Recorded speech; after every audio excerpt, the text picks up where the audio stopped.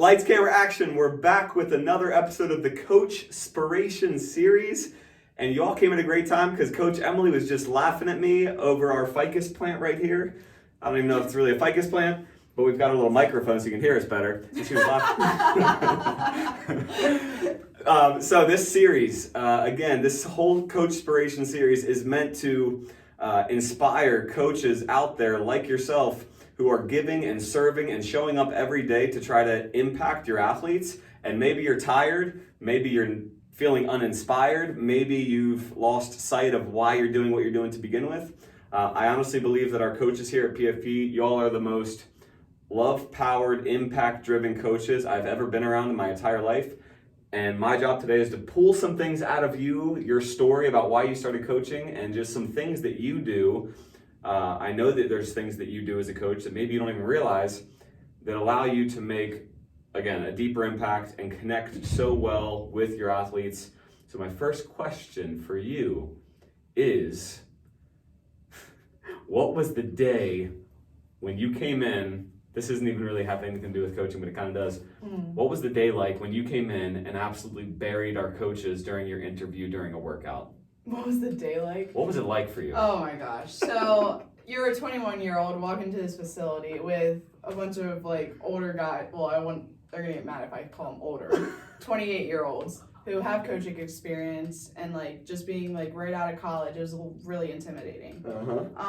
But I knew I was already set up for this because Frostburg, being an intern at their strength conditioning program, they basically made me coach like all their teams. So I was like, I have experience. There's no way to doubt yourself. You got it. Like, you'll be fine. Yeah.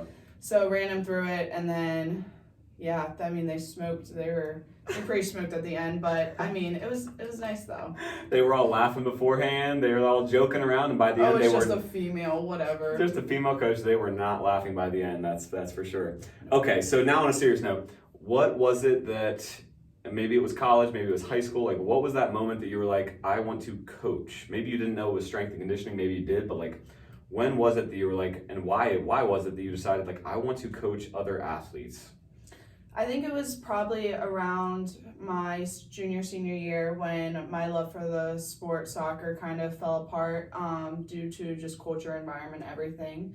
And it kind of made me realize that the way coaches coach their athletes is not the way it should be, because every time it has to be updated and modified, especially with new coming athletes, because you have to personalize it to them. You can't just do one way sticks all and then just hope for the best. And I think I really realized that when I stopped playing soccer, is like, wow, like these athletes need an outlet, and it's not the type of coaching that's very traditional. It's going to be more of a mentor base, more of an encouraging base, but also have a little bit tough spots there with them so they know that you still care for them, that you want the best for them, but they have a fallback for that person there.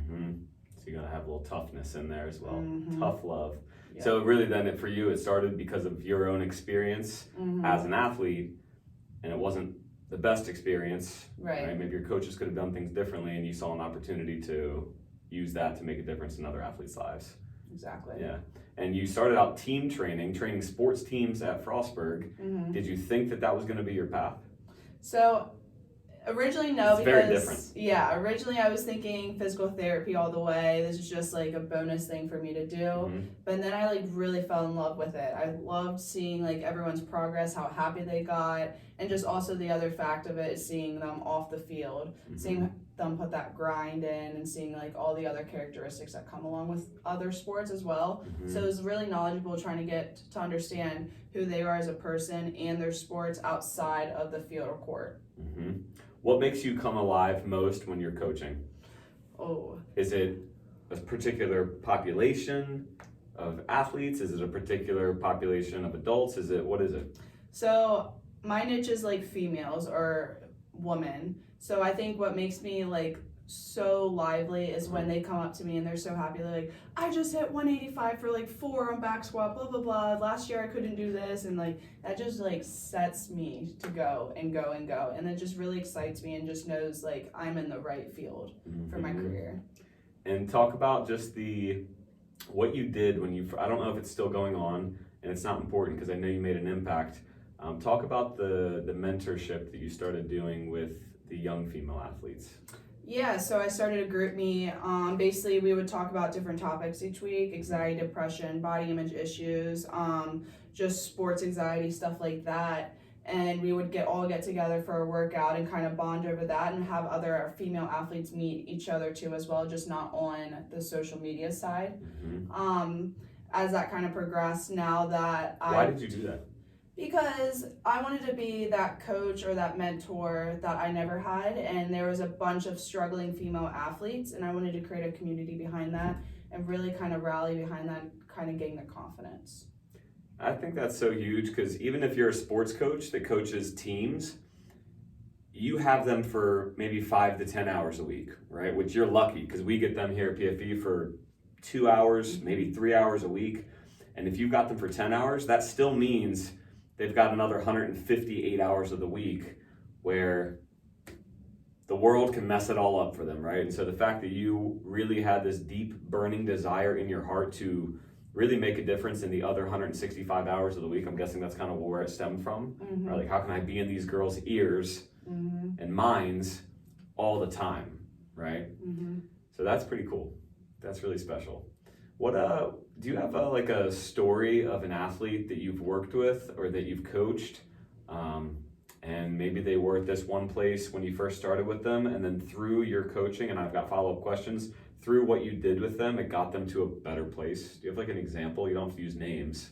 Yeah, I had this one junior lacrosse girl. She's always been very fatigued, very small, and it was always hard for her to gain confidence on the field because she always get pushed around. And she just knew that whenever she was going to drive with the ball, she just knew she was going to lose it. So as I kind of took over working with her, you could see the confidence grow a little bit each more when she realized she could do heavier weights. And it wasn't more that she couldn't handle it. It was more of a mindset thing, knowing that I can actually push myself more than I thought I could. And then as that developed, now she's like crushing her max. She's repping it out. She just committed D1. She's going to be there next fall. So she's a huge leader. She's impactful, and she's also a mentor to the other girls now. That's like the full cycle, right? Taking them from feeling like they can't even lead themselves all the way to leading others. That's pretty awesome. What did you, it's like, okay, you said I want to get like practical, like in sessions, you would take her from, I can't do this, I'm not gonna be able to do this, to doing things that she didn't know she could do. Like, tell me, like, what specifically do you say to the athlete in those moments? Because something goes off in your brain, and then you just like, it's those little things that like you say them on the spot. Like, what do you say? So a lot of times too, when they come to a realization that they can't do it, I tell them a story of like, oh, here's how I overcame this. And then a lot of times you kind of sneak it in, like it could be more reps or going into a failure, and knowing that you're there to spot them, that gives it a little bit more confidence, and that kind of helps them grow over time as well, because they're like, okay, I just did this, I had a spotter, now I know for the next time I definitely can go a little bit higher in reps or higher in weight, and they just feel a little bit more confident there. So you sneak it in, you make them do more, even sometimes you don't tell them, you're just like, do it. Or just start throwing weight on there, and then my biggest thing is too, like they'll ask the weight before they start. I'm like, don't worry about it, I'll tell you after you get done. Especially like sled pushes, like girls will come up and be like, how much do I do? I'm like 400, and they're like so proud. They're like, can we take a video next time? And it's so awesome to see their reaction. What do you do outside of the session that allows you to build the bond? So mainly for a lot of my main female athletes, I'll text them at least once a week. Just check in. How you feel? How was tournaments this weekend? How was that test that you took? Probably like 25% will text like twice a week. And it's just trying to get more touch base, and it's building connection, because it's hard to, if you only see them 2 hours a day, or not a day, but a week, but so you're just trying to build that relationship there, knowing that they have someone that they can always go to, and also have like a strength coach there for them too.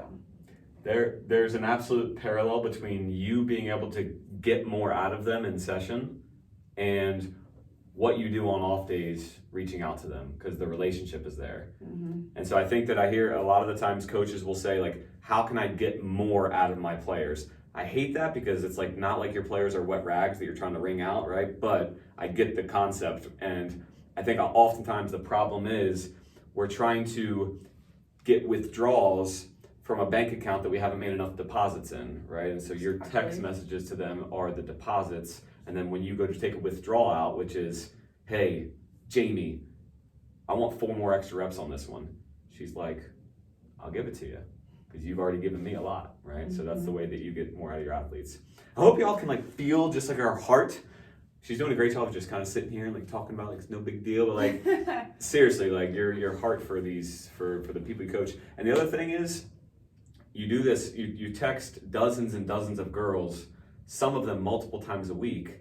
Like there's not really an off switch when you're a coach who's in it for the calling and not just the career, right? Or not just the paycheck. So it's like, I think that's important for some coaches to make that decision again with themselves and make that agreement that I'm in this for the impact first. And that's what will allow you to do that kind of stuff on off days, which is pretty awesome. What would you say, actually before I ask you the final question, what would you say to a coach? Nope, not that one yet. That's the last question. What are the other things that you do, if you haven't already said them, the other things that you do behind the scenes or on the main stage of coaching that you feel like are the things that really make you the coach that you are and allow you to make the impact that you make? I think too, with being the coach who I am, I'm very open with explaining my story and where I came from and the lessons that I've learned. And I think that gives a lot of female athletes something to relate to. So they know they're not alone. Like recently I had a girl struggle with anxiety, depression, and I explained my story. Then she's like started opening up more. So it gives that athlete a little bit of a foot in the door to help someone help them. Another thing is just sending them, like, if I know this might be texting as well, but if I know they are really busy this weekend with sports, I already send like a recovery program. Here, do these stretches Sunday. It's gonna take 10 minutes, you're fine. So it's like, so they know that you're still there for them, but you're always there if you need anything, really. Yeah, love it. What would you say to a coach right now who is tired and burnt out, whether it's a strength conditioning coach, a sports coach, anyone who does what you do, right, impacting student athletes? What would you say to them right now if they're tired and feeling like they're maybe not making the impact or they're not seeing it as much as they want?